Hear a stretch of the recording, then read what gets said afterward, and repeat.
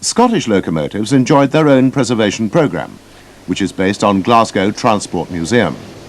In the late 1950s, a number of historical Scottish locomotives were preserved in working order and were used for a series of trains in connection with the 1959 Scottish Industries Exhibition, held alongside Kelvin Hall Station on the northwest side of Glasgow city centre.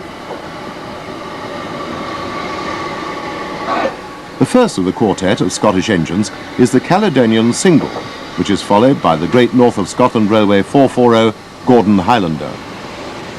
A Stanier Coronation Pacific stands by at Glasgow Central as two other historic locomotives reverse out of the Caledonian's terminus.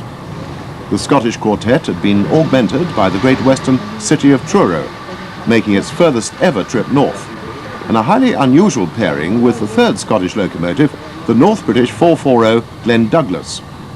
Glen Douglas was to spend more than 26 years in Glasgow Transport Museum after retirement in 1965, and was presented to Glasgow Corporation in 1966.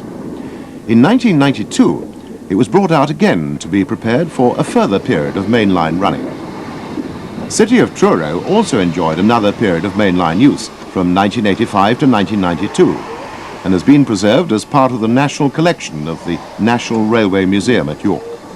This historic locomotive had been credited with the first recorded speed in excess of 100 miles an hour on a run in April 1904.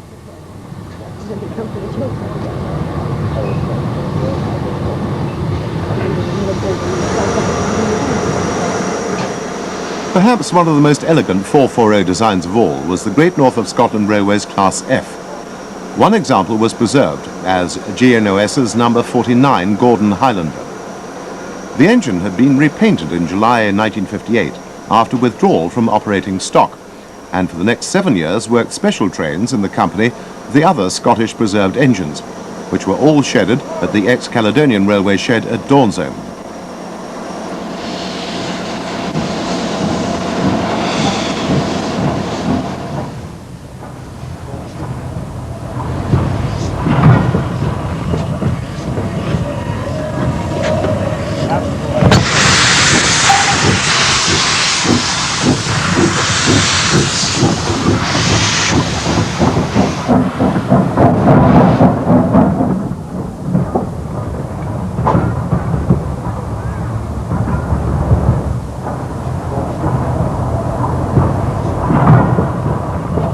The Caledonian single number 123 was a unique machine.